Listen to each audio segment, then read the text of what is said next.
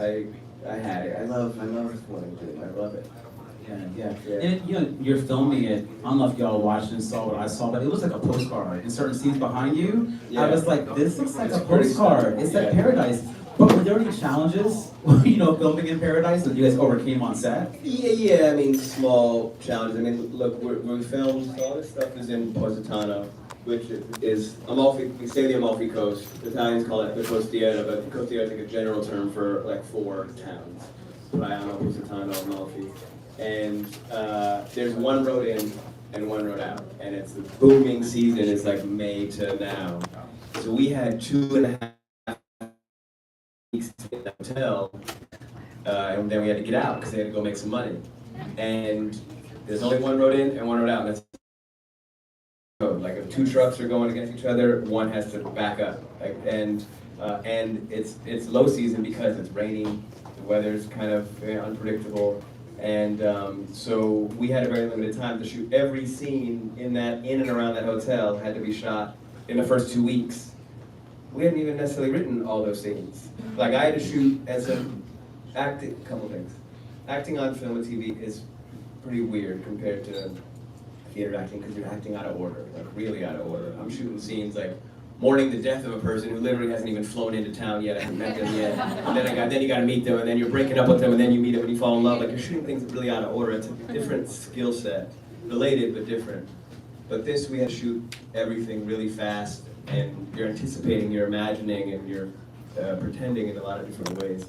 So just like narrative-wise, it was tough. We lost a lot of days. You got to move inside because it's raining, but that happens on everything. But walking to work, I mean, this is the real view. It looked like it's a green screen or it's fake. It was a trip to like walk down to work every day and see this. I did a lot of thank you, gratitude prayers for Oh sure. my God, I love it. And speaking of like thank yous and gratitude, I think about all the stars that you've met, who you have to be so grateful for, like the Meryl Streeps you've worked with, Only Murders in the Building, if y'all watched, she's in that as well.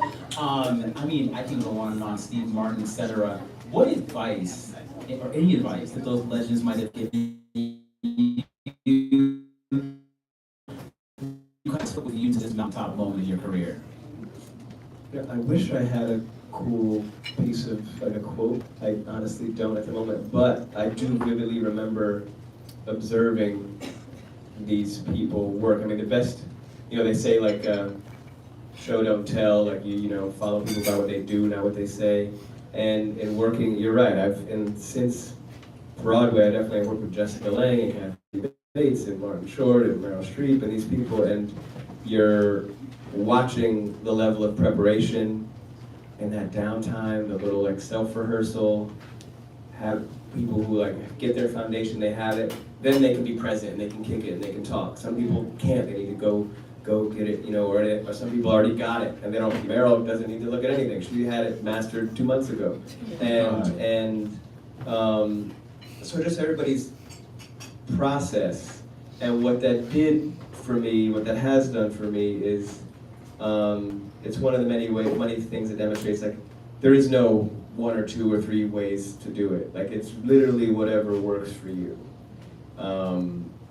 But a lot of these comedic actors, Martin Short and Paul Rudd and Steve Martin, like comedians are geniuses. Like the comedy is so hard, and what we see is 1 out of 60 takes. Yeah, They just go. It's a brain. Have you ever seen like Robin Williams have a conversation? Like these people are aliens. Like there's so much information coming through, and being able to improv is something that I really have a lot of respect for, and that's a lot of what we have to do, because you have the written word. All this stuff starts with writers are the most important members of the team.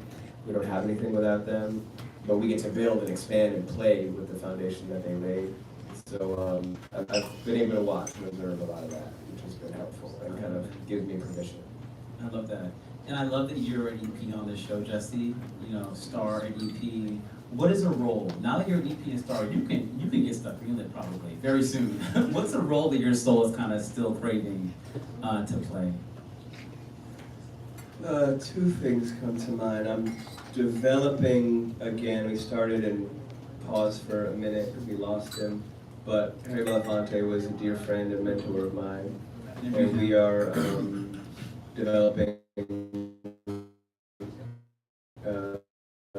project about his life where I'll play him and produce with his daughter, Gina, producing as well. So that's one of the next things on my focus list. That and also a villain. I want to do some dirty villain. Ooh, okay, Yeah. okay. It's I don't know how to take this, but two things happen when I spend time with people for the first time. Two of the most common things people say is like, "You should play a villain." I don't really know how to take that. I don't know what that means. But then also they'll say I should do more comedy. So I don't know. I'm giving multiple personality disorder. Well, I'm here for Harry Potter content. I'm ready for that one. I'm ready for that. Yeah. Jesse, we always wrap our vibes and views with the same question.